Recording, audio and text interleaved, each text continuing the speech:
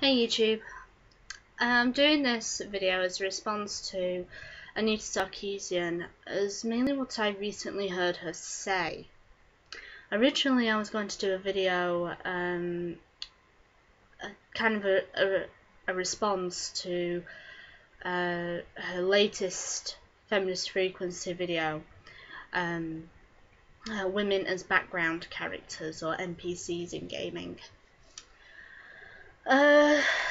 Which in essence is, in my opinion, way over detailed. She only looks at one thing on the whole, and that is the sex workers that you would possibly come across in games like Fable, like you don't even come across them in Mass Effect, which she actually said. There are other games as well. I can't remember them all. But yeah, I just felt like it was way too over detailed, and that was bordering on stupid. And in my opinion, she should just stop right there. But we know she won't. It's Anita Sarkeesian, she's going to annoy us for all she's worth, because she is the ambassador of gaming. Anyway, so Jordan42 recently put up a video, which I do say watch, because he analyses what a panel at a convention where it highlights gay rights in gaming, and it had on the panel Anita Sarkeesian, and it was there I picked up something that Anita said, and I don't agree with. What is that saying that she said? Games hate women.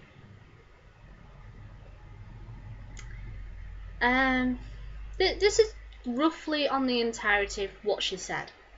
Was that if she was reviewing a game, and if she liked the game, that it could have great graphics, great story, great animation, but it hates women. And I was just there, and I thought, okay, Anita, what are you not trying to say? And I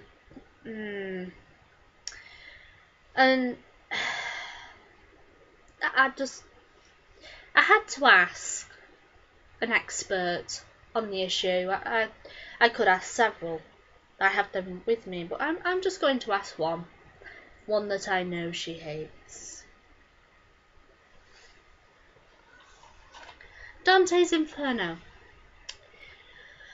I need to ask you a question. This could be quite difficult. Do you hate women? Of course, I'm not going to get a response. It's an inanimate object. It has no feelings. Unless it suddenly becomes a VI or an AI. Which I doubt. But it is an inanimate object. It has no feelings. It cannot comprehend emotion. Let alone hate. Can't even comprehend gender.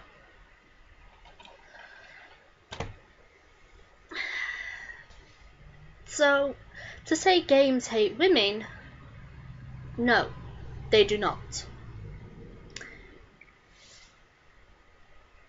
What I believe she could be saying is that game developers / producers hate women.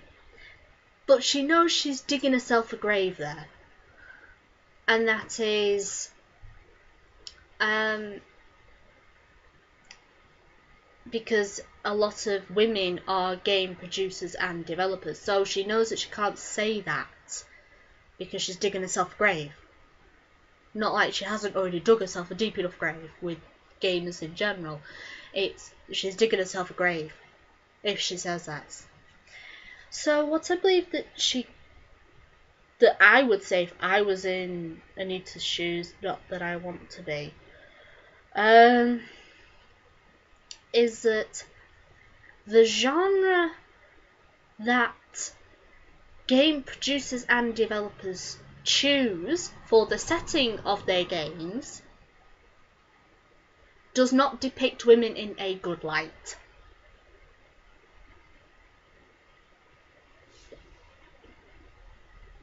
Comment below if you think that's wrong, or if you think of what I've just said there is, stupid in its entirety. I could be right, I could be wrong, but I believe that is what could have been said. Now, I'm going to choose possibly 2 examples, depending on the length of the video,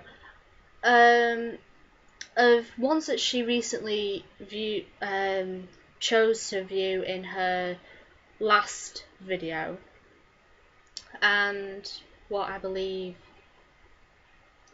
is why, or just to kind of back up my genre theory. Red Dead Redemption and Mass Effect 2, right? So Red Dead Redemption, we know, is in the Wild West setting, where women were not really thought of highly in that era, in those years. They had a role, and for a woman in that age, if you were not a housewife, then you had to supplement your own income, whether that be as a teacher or a nurse or as a sex worker, because you needed income to live, especially in that time, unless for the rocking girls that actually did this became cowgirls, But women were not thought of highly in those times. So the game Red Dead Redemption has to reflect this, because it is based in that era. So, Anita, shut up about that, because Wild Wild West, Red Dead Redemption, it kind of fits. Would I be going, oh my god, when the player chooses or when an NPC kind of goes, says what it says, and it is a sex worker, would I go, oh god, not again? No, wouldn't. It's just it's if I choose to listen or not, and it applies to so many other gamers. Would they choose to listen or not to the background players? Just depends. And that is really highlighting a small part of what it is. She does go on to where she talks about taking a woman, putting her on the back of the horse, tying her up or hog tying her, and then putting her on the train tracks and letting her get run over by a passing train. Well, and then you get the achievement Dastardly. I haven't really played the game, I don't really know. But Anita, it is clear that you do not play the Xbox games, because I will say this.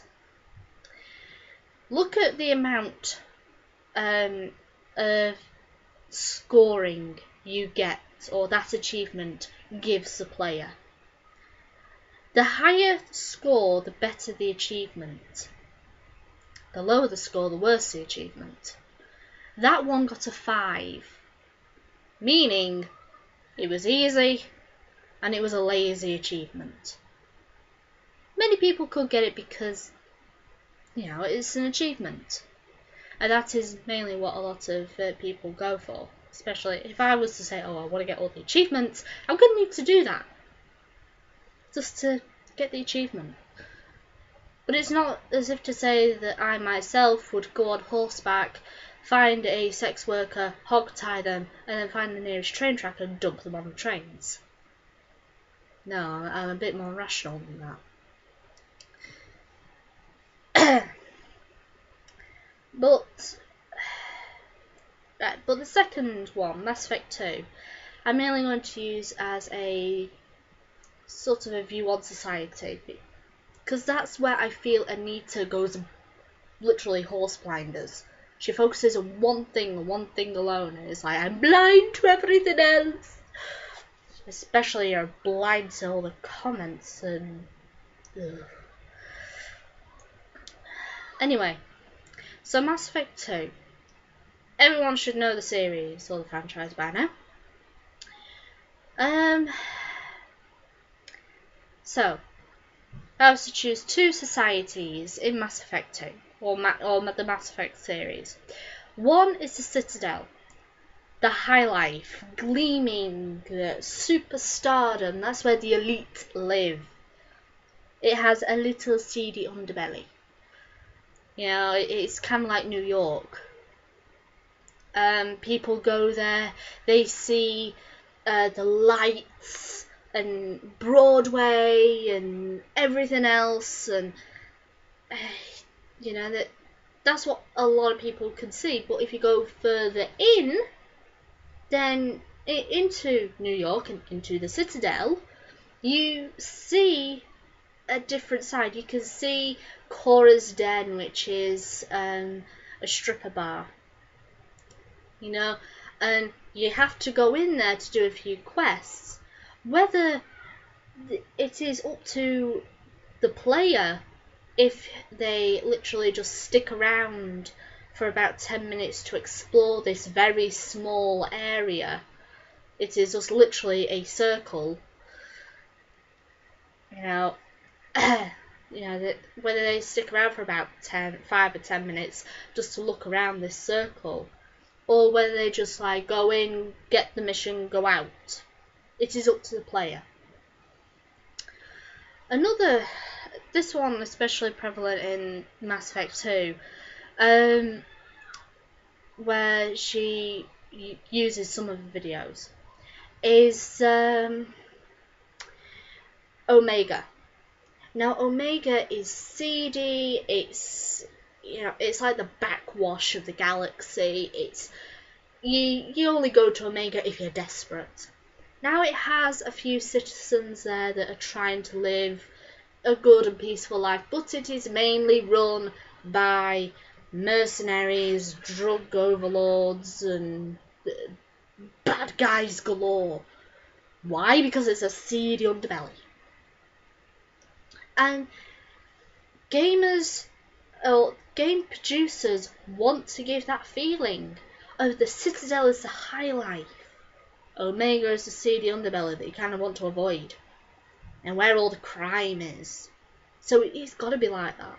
So where are you going to get a clean establishment like Cora's Den, where there's possibly a little bit going on, but you don't really hear about it, compared to Omega, where literally you could walk around the corner and you can see somebody getting shot.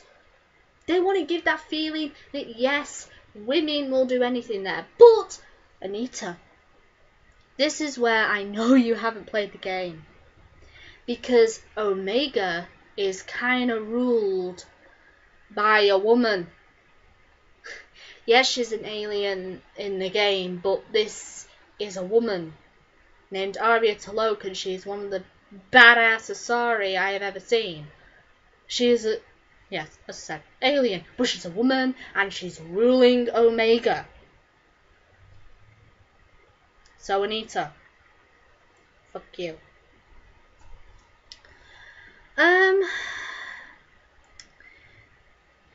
So, yeah, Anita, game producers and game developers have to take in account of a genre. And so you could say a genre does not depict women in a good light. Choose your words carefully, Anita. That's all I can say.